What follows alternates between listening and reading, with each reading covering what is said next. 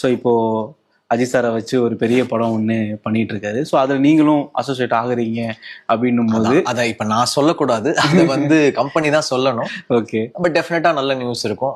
டெஃபினட்டா ஒரு எப்படி சொல்றது, ஒரு ஐகானிக்கா இப்போ இப்போ விஜய் சார்னா இப்போ ஒரு ஐகானிக்கா தெரி மியூசிக் இருந்துச்சு, தனுஷ் சார்னா அவருக்கு அசுரன் இருந்துச்சு. அந்த மாதிரி அஜித் சார்னா ஒரு ஐகானிக்கா என்னோட பெஸ்ட், அவருக்கு நிறைய இருக்கு ஐகானிக்கா.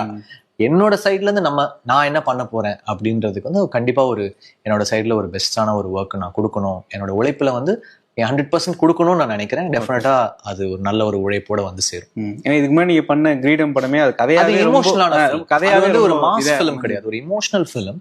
ஆனா இருந்தாலும் அதுல ஒரு அக்கம் பக்கம், விழியில் உன் விழியில், கனவெல்லாம் பழிக்குது அப்படின்னு ஒரு ரொம்ப கிளாசிக்கான ஒரு ஆல்பமா அமைஞ்சது. இது வந்து எப்படி சொல்றது, இட் ஷுட் பி சம்திங். நான் ஒரு ட்வீட் போட்டிருந்தேன், மாஸ்க் எல்லாம் மாஸ் அப்படின்னு.